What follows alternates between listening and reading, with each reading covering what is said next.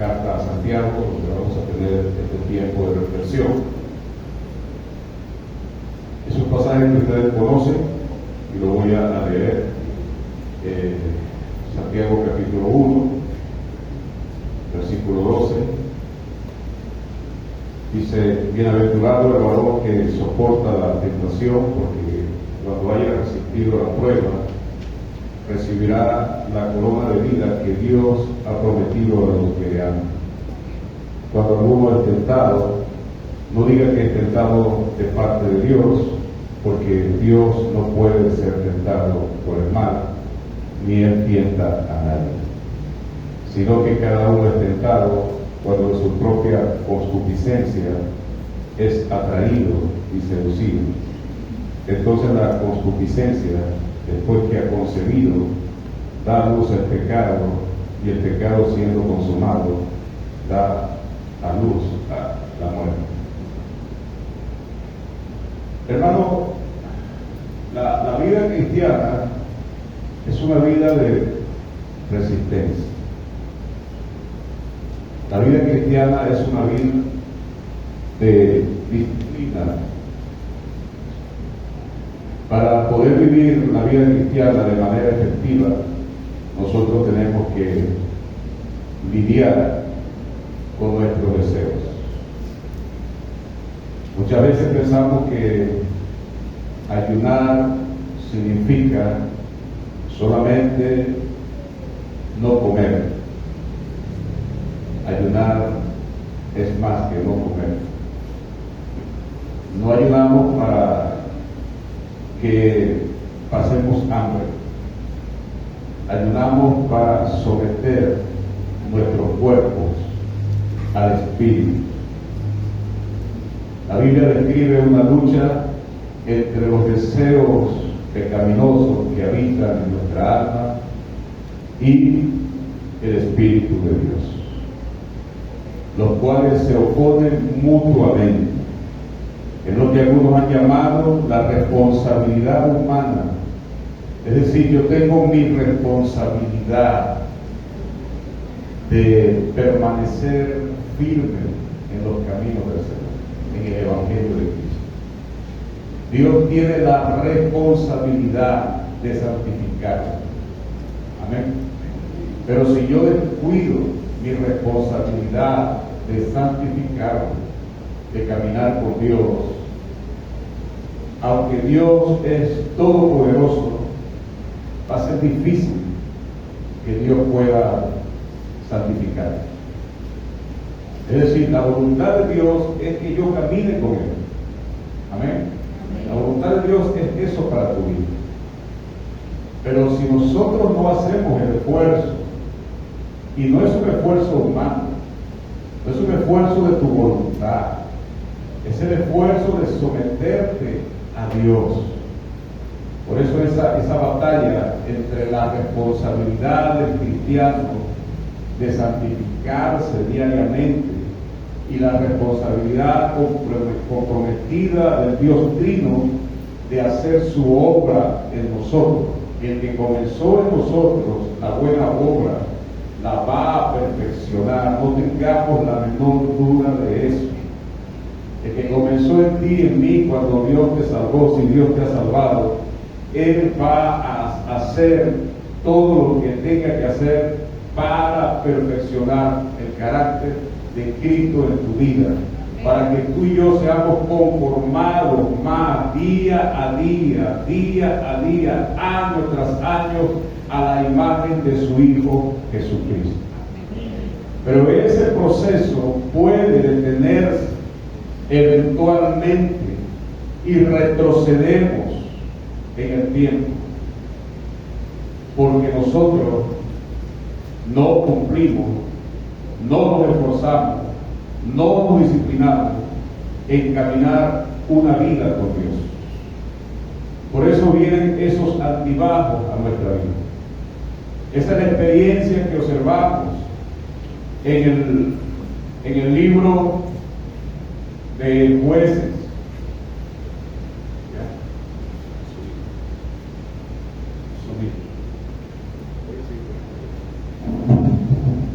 Esa es la experiencia que nosotros observamos en el libro de Jueces. Algunos lo llaman un ciclo recurrente. Preste atención. Cuando usted lee el libro de Josué, ¿qué ve allí? Ve una nación unida, un pueblo que decidió caminar con Dios, le creyó a Dios, le dijeron a Josué, como Dios estuvo contigo, como Dios estuvo con Moisés, le dijeron a Josué, si Dios, el Dios que estuvo con Moisés está contigo, nosotros vamos a seguir. De cierta manera, ellos estaban claros que si Dios actuaba, ese era su Dios. Amén. Y no tuvieron duda, permanecieron unidos como nación, le creyeron a Dios. Pero tristemente, al final de sus días, Josué le dice al pueblo una cosa que a mí me parece un tanto falta de responsabilidad. Por una parte les dice, mi casa y yo serviremos al Señor, pero escojan ustedes a quién servir. Creo que Josué no tuvo que haber dicho eso, porque los dejó a escoger. Y nosotros no somos llamados a escoger ningún otro Dios, somos llamados a servir al Dios de Israel. Entonces no tenía que darle emociones para mí, no tuvo que darle emociones.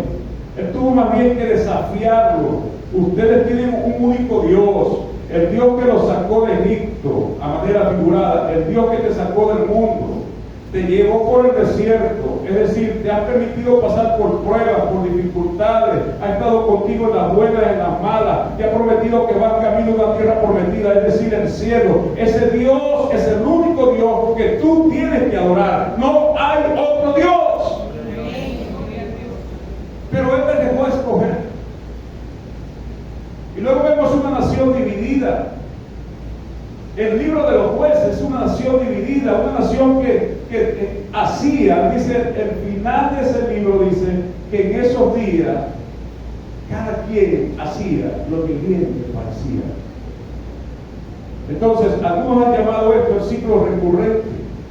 Es decir, en el tiempo de los jueces servían a Dios, cuando veían que las cosas iban bien, se olvidaban de Dios.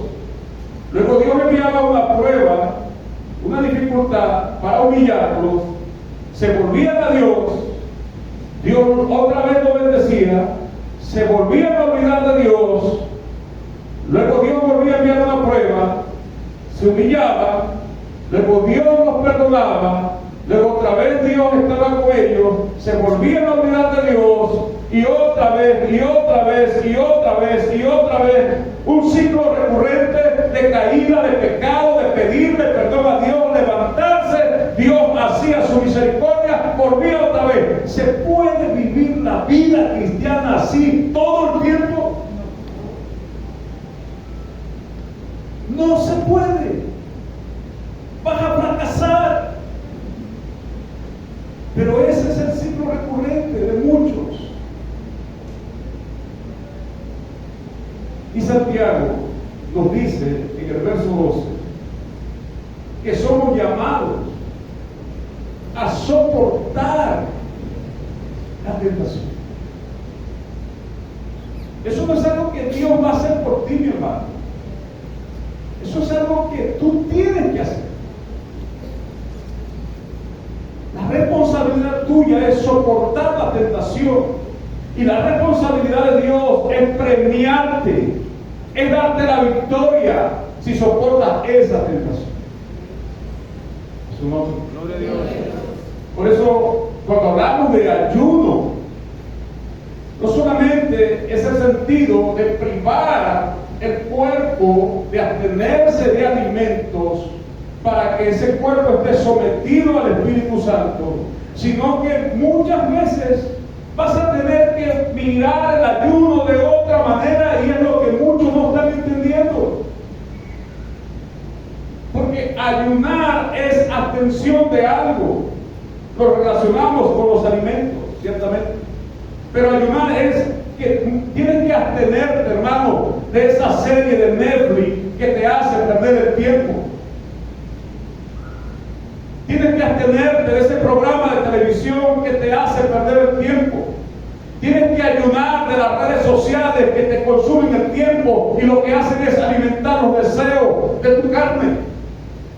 Tienes que buscar la forma de abstenerte, de ayunar de muchas cosas que están haciendo que descuides tu responsabilidad de caminar con Dios.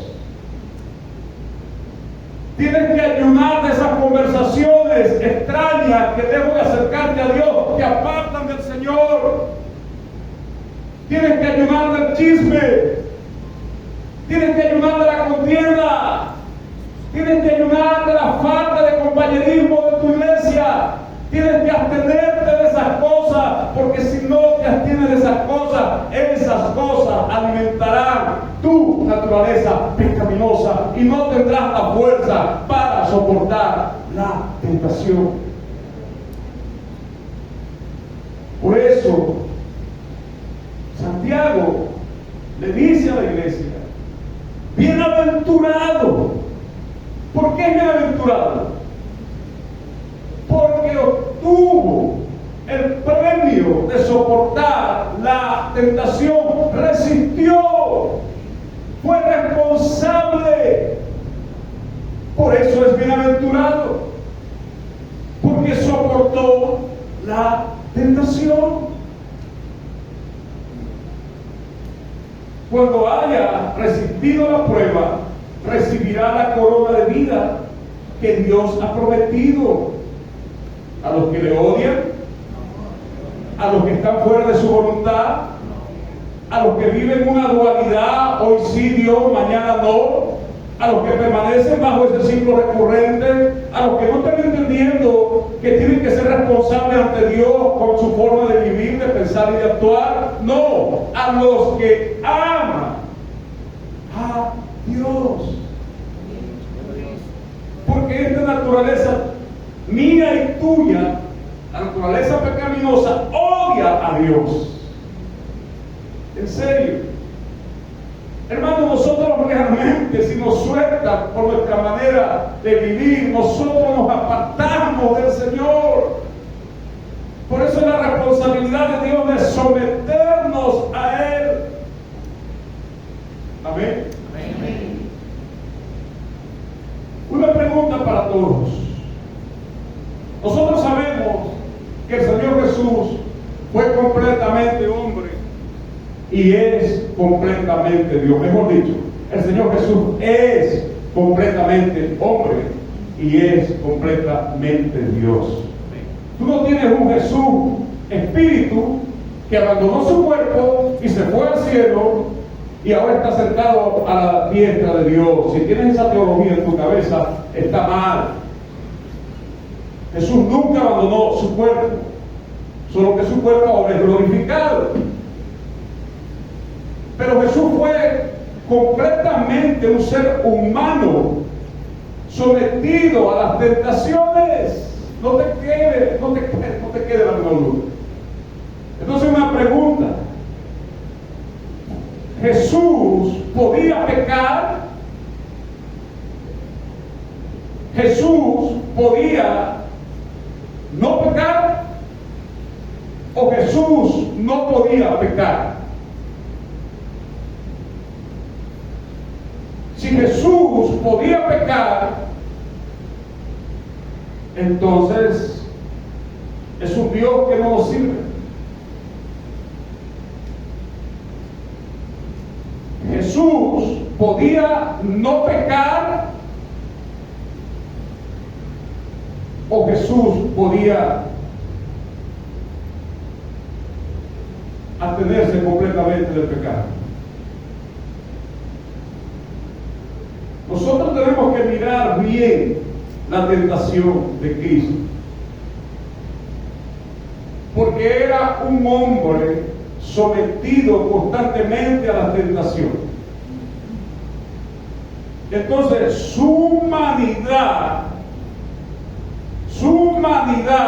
podía seducirlo para pecar. Pero como Él es completamente Dios, entonces se abstenía del pecado, odiaba el pecado. Pero no nos quede la menor duda que cuando el diablo le dijo al Señor en el desierto, haz que esas piedras se conviertan en pan, Jesús tenía 40 días que no había probado un bocado de comida. Y cuando el diablo le dice, di que esas piedras se conviertan en pan, no me cabe la menor duda que su sistema, su organismo humano se activó y lo que llaman algunos las papilas gustativas se activaron en él. Deseó por un momento probar, pero no significa que pecó. Podemos decir que la tentación de Jesús fue completamente potencial siempre sobre él. Pero él resistió la tentación porque como Dios no puede pecar. Es decir, Dios no puede ser tentado por el pecado. Algunos piensan que Cristo fue tentado y estaba tratando de sucumbir a la tentación. No, la Biblia dice, versículo 13 de Santiago capítulo 1, léalo bien, cuando alguno es tentado, no diga que es tentado de parte de Dios, porque Dios no puede ser tentado. Es decir, Dios en Cristo no iba a sucumbir al pecado, porque Él no puede pecar. Quizá el punto no lo entendemos ahorita, lo entenderás cuando estarás en el cielo. Pero, ¿tú puedes pecar? No nos cabe la menor duda, categóricamente afirmamos todos los días, ofendemos a Dios. Todos los días.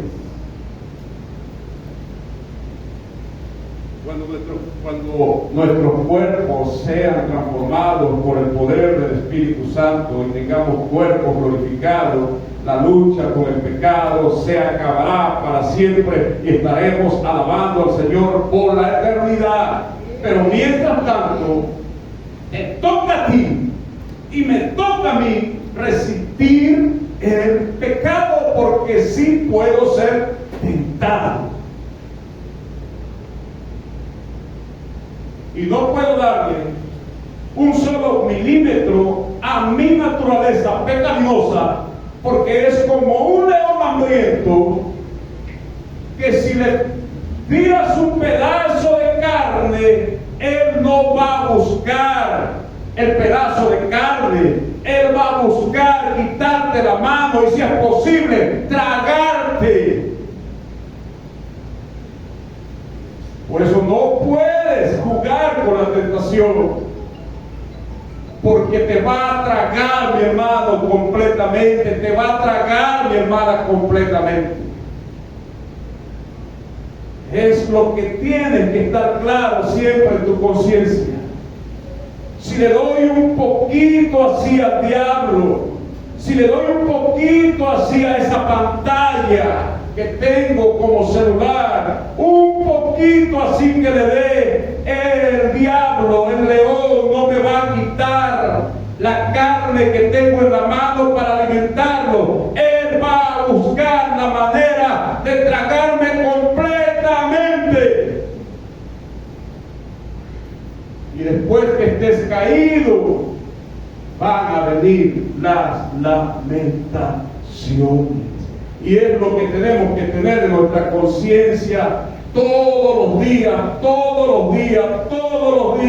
que ese momento de placer de mi carne no vale la pena, porque después que esté caído he perdido la gloria de Dios de vista, he perdido la unción del Espíritu Santo, he perdido la comunión con mi Cristo, he perdido mi deseo de orar, estoy postrado, va a costar levantarme. Te va a costar levantarte.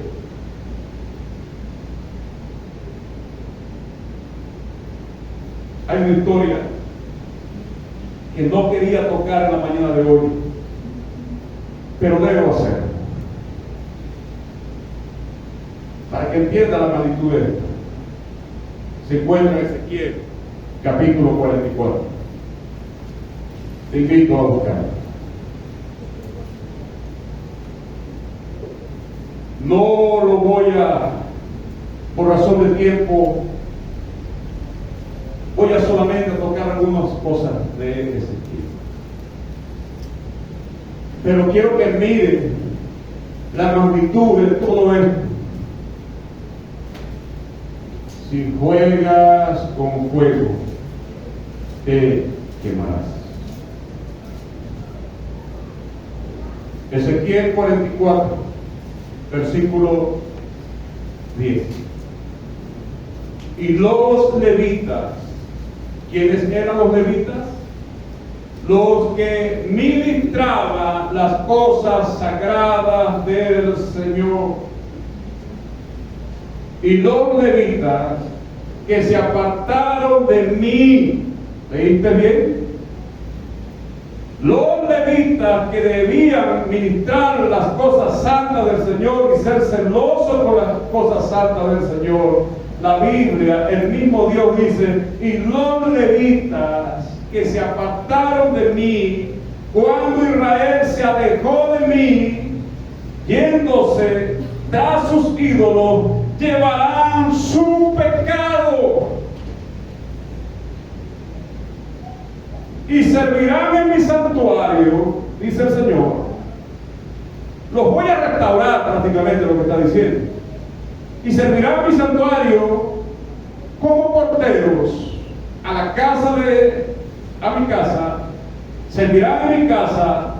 Ellos matarán el holocausto afuera a la víctima, lo que se le ofrecía a Dios. Fuera del lugar santo y del lugar santísimo estaba el atrio exterior, donde se degollaba a la víctima, al animal que era presentado a Dios, y un sacerdote salía del lugar santísimo, o del lugar santo, perdón, iba, tomaba la sangre y lo llevaba al lugar santísimo y rociaba el arca del pacto de Dios. Pero nótese lo que Dios dice acerca de estos levitas, sacerdotes que ministraban y que se apartaron del Señor. Nota lo que el Señor dice: por cuanto le sirvieron delante de sus ídolos y fueron a la casa de Israel, ¿qué? Tropezadero. Cuando ellos tenían que ser los que edificaban, de dar ejemplo, fueron tropezaderos para otros, porque le acompañaron en su idolatría, mi hermano. ¿Y qué te dice la Biblia? Y fueron a la casa de Israel por tropezadero. Por tanto, he alzado mi mano, he jurado, dice el Señor, que ellos llevarán su iniquidad. Hay tres conceptos en el hebreo que tienen diferentes connotaciones ante Dios. Uno es transgresión. Transgresión es que hemos violado la ley de Dios. El otro concepto es pecado, que significa que nos hemos apartado de Dios. Pero iniquidad significa que hemos violado la santidad de Dios. Es un concepto más profundo. Estos levitas violaron la santidad de Dios. Y por eso el Señor en el versículo 13, ¿qué les dice a ellos? No se acercarán a mí para servirme como sacerdote, ni se acercarán a ninguna de mis cosas santas, ni a mis cosas más santísimas. ¿Cómo es esto? Se apartaron en pos de Dios, Dios lo restaura como sacerdote, pero nunca más Dios les permitió que entraran al lugar santo y al lugar santísimo. Hermano, no juegues con fuego. No violes la santidad de Dios que te ha llamado a servir. Cuando alguno es tentado, dice Santiago, versículo 13, no diga que es de parte de Dios. A veces no decimos que es de parte de Dios, a veces decimos que es de parte del diablo. Y es cierto, es que el diablo me la puso fácil, es que el diablo nunca te la va a poner difícil, es que estaba así y el diablo me hizo caer. Y él te ha dicho a ti que el diablo alguna vez te va a levantar. Pero muchas veces nos podemos expresar así pensando que nosotros no tenemos responsabilidad.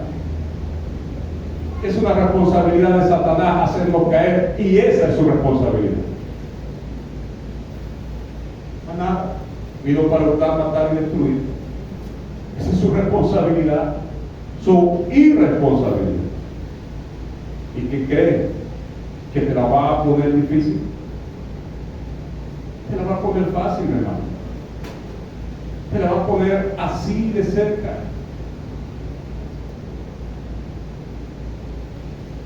No puede ser tentado porque el Señor no puede ser tentado por el mal, versículo 13, ni él tienta a nadie, sino que cada uno es tentado, responsabilidad humana, versículo 14, cada uno es tentado cuando de su propia concupiscencia, es una palabra que se aplica a mis deseos de la naturaleza pecaminosa. Hay un residual en tu vida que duerme contigo y no te abandona las 24 horas. Tu peor enemigo no es tu esposa que duerme a tu lado. Tu peor enemigo no es tu esposo que duerme a tu lado. Tu peor enemigo es esa naturaleza pecaminosa que está en ti y no te puedes despojar de ella. No te puedes desprender de ella. Va contigo al baño a hacer tus necesidades fisiológicas, va contigo al comedor, sale contigo afuera, pasea contigo, anda contigo, habla a través de ti, y lo que solamente está esperando que tú le pongas un pedacito de carne otra vez, y cuando le pones ese pedacito de carne no se va a comer ese pedacito de carne, va a procurar quitarte la mano y si es posible el brazo y luego tragarte enteramente. Es un león que duerme contigo, si no lo sabes. Y los leones nunca serán domados. Esa es una gran mentira, que lo agarras desde pequeñito, lo domaste y es mi mascota. Esa es una gran mentira de la gente, porque ese león tiene una naturaleza salvaje, potencialmente está allí, y si tú lo pones en un hábitat adecuado, él vuelve otra vez a adquirir su naturaleza salvaje. Mientras está encerrado te va a conocer ciertamente. Por eso la gente dice, ay, se acercó, se acordó de su dueño, el que le crió, claro, porque está en un hábitat artificial y se puede acercar. Pero te aseguro que si ese león es suelto en una selva donde puede morar otra vez y vuelve otra vez a su naturaleza, si te ve, te va a devorar. Eso le pasó a un señor que crió un rinoceronte, un hipopótamo, Desde pequeñito fue su mascota, un australiano. Después, cuando lo vio grande, lo soltó en su hábitat natural. Y cuando fue otra vez a abrazarlo, porque era su mascota, el hipopótamo no lo reconoció y lo destrozó en dos partes. Eso es lo que hace el diablo, usando nuestra naturaleza pecaminosa. Si le dan lugar un poquito así, te va a destrozar en dos partes.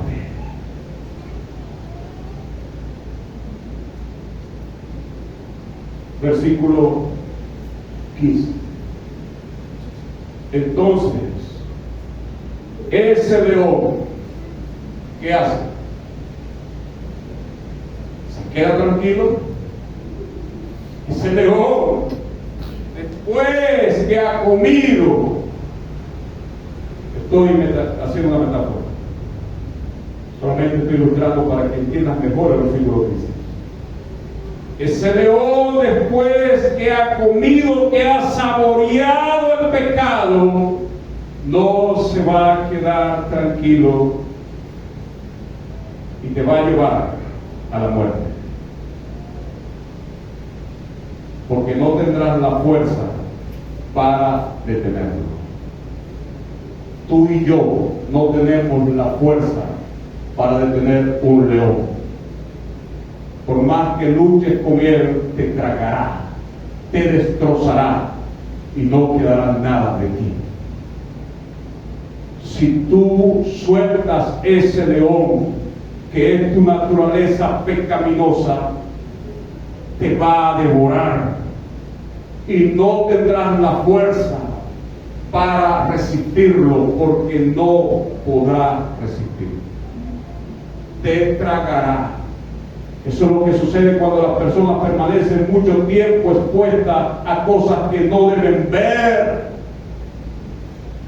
¿Me estoy dando a entender? ¿O te lo ilustro mejor? Permanecen ante cosas que no deben ver. Le han dado lugar a la carne y el león se levanta y después pretendes que eso se va a quedar allí en tu mente, que eso ya lo puedes controlar. No, hermano, mi hermana, ha suelto el león. ¿Y qué crees que va a suceder? No le puedes pasar la mano por encima diciendo tranquilo, tranquilo, no ha pasado nada. No, porque lo has soltado y te va a tragar.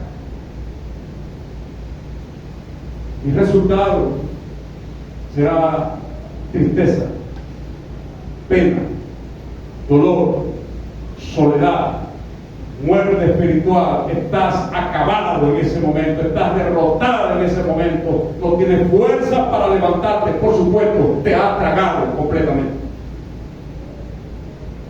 Por eso tienes que detenerlo. Tienes que meterle chorro de corriente para que se aleje de ti antes que se acerque. Porque si lo dejas pasar, ya no hay nada que hacer. Por eso explicaba una vez, y con esto termino, a los jóvenes, la campana de Gauss, que llaman algunos, la campana de Gauss.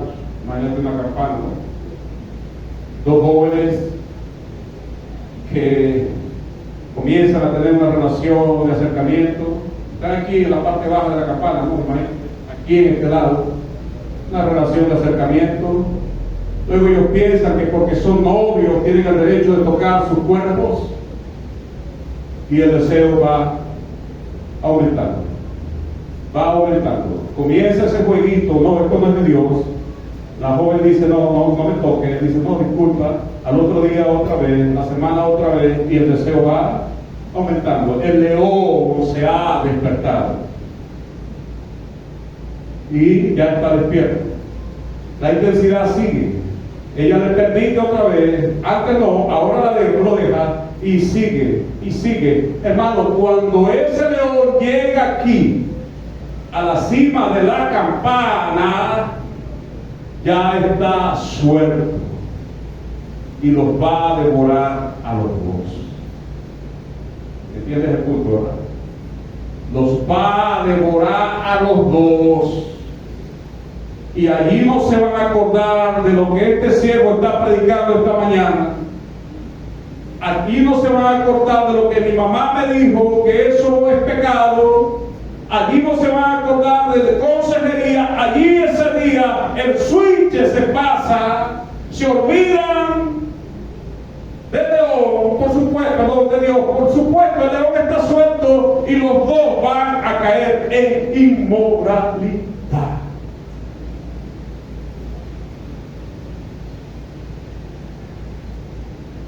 Y luego el descenso. ¿Cuál es el descenso? El león ya está alimentado. El león vuelve a calmarse. Ya comió. Pero el descenso es que te queda tristeza, te queda dolor, te queda vergüenza, te queda soledad, te queda culpa de conciencia, porque tú, si eres cristiano, eres cristiana, has cometido no pecado, has cometido iniquidad, porque siendo hijo de Dios, siendo hija de Dios, has violado la santidad que Dios te ha dado. Y no me mires feo, porque feo es el diablo y mucho más feo es el infierno. Oremos al Señor. Padre, invito, hermano, a que tome en serio esta enseñanza. Se sienta hoy desafiado y entiende algo. No juegues con ese león. Nadie después podrá hacer mucho por ti. Ni el pastor más ungido, ni el líder más ungido, ni el consejero más experimentado podrá hacer algo por ti. Así que hoy, mientras oras, piensa en tus hijos que están en edad también de enamorarse. Pídele a Dios que tenga misericordia de ellos. Las estadísticas hoy son terribles en los barrios. Las jovencitas han dejado de estudiar, los jóvenes han dejado de estudiar, y jovencitas que deberían estar hoy en una carrera universitaria están jugando con las muñecas, pero no son muñecas artificiales, son muñecas humanas. Y han traído dolor a sus familias. Han destrozado su vida, han destruido su futuro, el de él y de ella. Y eso no es lo que Dios quiere para sus hijos. Amén. Ni para nosotros ni para nuestros hijos. Padre, ten misericordia de nosotros y ayúdanos. Estamos en una carrera contra el mundo, contra nuestros deseos, contra Satanás, contra esta cultura. Y no podemos darle ni siquiera un milímetro de espacio. Somos llamados a permanecer. Gracias por tu iglesia la mañana de hoy. En el nombre de Jesús.